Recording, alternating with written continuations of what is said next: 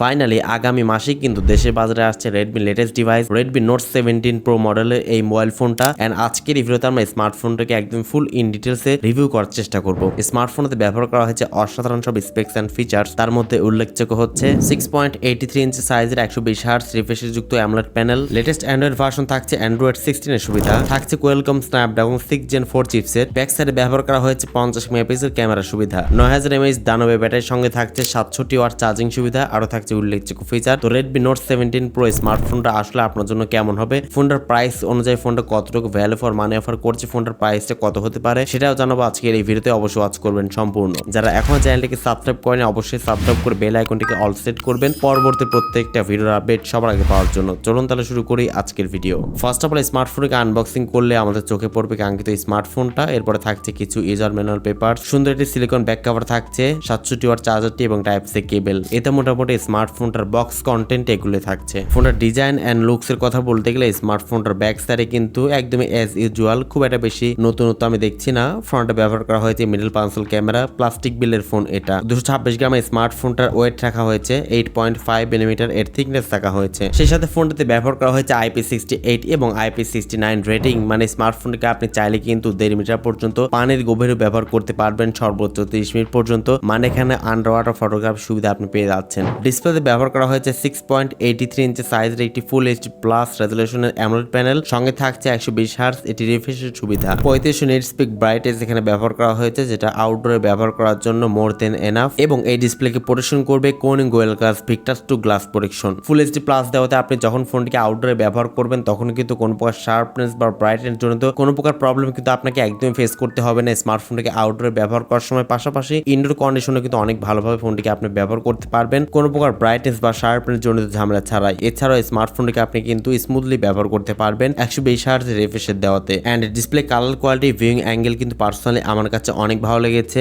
আপনি YouTube content watching কিংবা multimedia experience করে অবশ্যই আপনি এখান থেকে কিন্তু ভালো একটা এক্সপেরিয়েন্স আপনি পেয়ে যাচ্ছেন। স্মার্টফোনটিতে ব্যবহার করা হয়েছে লেটেস্ট অ্যান্ড্রয়েড ভার্সন অ্যান্ড্রয়েড 16 এর সুবিধা, HyperOS 3 ইউজ করা হয়েছে এখানে। কোয়ালকম স্ন্যাপড্রাগন 6 এর Gen 4 চিপসেট ব্যবহার করা হয়েছে, যেটা 4nm ফেব্রিকেশন বিল্ড করা। এন্ড এটা যে খুব একটা বেশি পাওয়ারফুল চিপসেট এমনটা একদমই না, একদমই স্ট্যান্ডার্ড লেভেলের। আপনি কিন্তু টুকটাক গেমিং করতে পারবেন স্মার্টফোনে দিয়ে, লাইক পাবজি, ফ্রি ফায়ার, তবে লো গ্রাফিক্স অবশ্যই। হাই গ্রাফিক্সে খেলতে গেলে কিন্তু প্রচুর পরিমাণে ফ্রেম ড্রপ এবং হ্যাং লেগে শিকার কিন্তু আপনাকে হতে হবে। তো অবশ্যই আপনি কিন্তু বিষয়টা মাথায় রাখবেন, এটা কিন্তু গেমিং সেন্ট্রিক কোনো স্মার্টফোন না। তবে ডে টু ডে লাইফ থেকে শুরু করে মাল্টিমিডিয়া এক্সপেরিয়েন্স, এমনকি দৈনন্দিন জীবনে ফোনটিকে ব্যবহার করে কোনো প্রকার সমস্যা আপনি ফেস করবেন না, কারণ এখানে ইউজ করা হয়েছে লেটেস্ট অ্যান্ড্রয়েড ভার্সন অ্যান্ড্রয়েড 16 এর সুবিধা, সঙ্গে থাকছে HyperOS 3 এর সুবিধা। আশা করছি ইউআই জন্য কোনো প্রকার প্রবলেম আপনাকে একদম ফেস করতে হবে না স্মার্টফোনটিকে ব্যবহার করার সময়। এন্ড স্মার্টফোনটা পাওয়া যাবে 8GB র্যামের সাথে, 128GB ইন্টারনাল স্টোরেজ, এবং আরেকটি ভেরিয়েন্ট হচ্ছে 8GB RAM 256GB internal storage. FS type রাখা হচ্ছে 3.1, এক্সট্রা করে কিন্তু আপনি কোনো প্রকার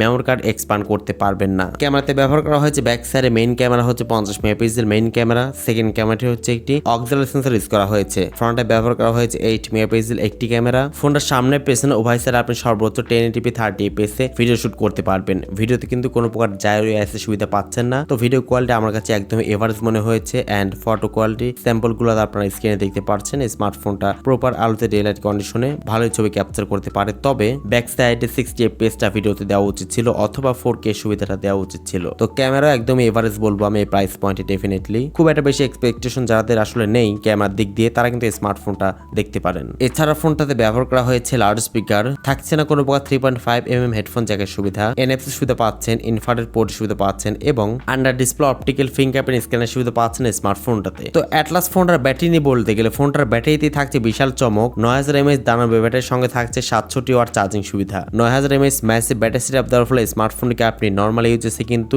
2 দিন মতো আপনি খুব ভালোভাবে কিন্তু আপনি চার্জ ব্যাকআপ পেয়ে যাচ্ছেন। আর খুব বেশি হেভি ইউজ করলে কিন্তু আপনি স্মার্টফোনটিকে সকাল থেকে সন্ধ্যা পর্যন্ত একদম আরামসে কিন্তু আপনি ব্যবহার করতে পারবেন। রেডমি নোট 17 প্রো স্মার্টফোনটা কিন্তু আগামী মাসেই কিন্তু বাংলাদেশের বাজারে কিন্তু চলে আসবে। এন্ড স্মার্টফোনটার প্রাইসটা হতে পারে সম্ভবত 30 থেকে 35,000 টাকা প্রাইস পয়েন্টের মধ্যে, এমনটা জানা গেছে। এর কম বেশি হতে পারে অবশ্যই, তবে এই প্রাইস পয়েন্টের মধ্যে থাকবে। বাট এই স্মার্টফোনের প্রাইসটা কিন্তু পার্সোনালি আমার কাছে অনেকটাই ওভার প্রাইস মনে হচ্ছে। এই প্রাইস পয়েন্টের মধ্যে কিন্তু অনেক বেশি কম্পিটিটর রয়েছে, যেমন মোটরোলা কিছু স্মার্টফোন রয়েছে আনঅফিসিয়ালি, ওখানেও কিন্তু যথেষ্ট ভালো স্পেক্স রাখার ট্রাই করেছে, ক্যামেরার দিক দিয়ে, গেমিং দিক দিয়ে, ওভারঅল সব দিক দিয়ে প্যাকেজ ভালো। বাট এই স্মার্টফোনটি ইউজ করা হয়েছে এভারেজ লেভেলের চিপসেট, ক্যামেরাটা একদমই দুর্বল, ওভারঅল সব দিক দিয়ে খুব একটা বেশি যে ভালো এমনটাও না, তবে ব্যাটারির দিক দিয়ে অবশ্যই ভালো। তো যাদের যাদের আসলে ব্যাটারি ভালো প্রয়োজন, ডিসপ্লেটা ভালো হতে হবে, ওভারঅল সব দিক দিয়ে ব্যালেন্স একটা ফোন চাচ্ছেন, তারা কিন্তু এই স্মার্টফোনটা দেখতে পারেন। আদারওয়াইজ এই প্রাইস পয়েন্টে অবশ্যই আরো ভালো ভালো স্মার্টফোন কিন্তু রয়েছে। তো Redmi Note 17 Pro স্মার্টফোনটার সাথে আপনি কোন স্মার্টফোনের কম্পারিজন ভিডিও চাচ্ছেন অবশ্যই আপনি কমেন্ট সেকশনে আপনার মূল্যবান মতামত জানাতে একদমই ভুলবেন না। আজকের মতো এই পর্যন্তই। আসসালামু আলাইকুম।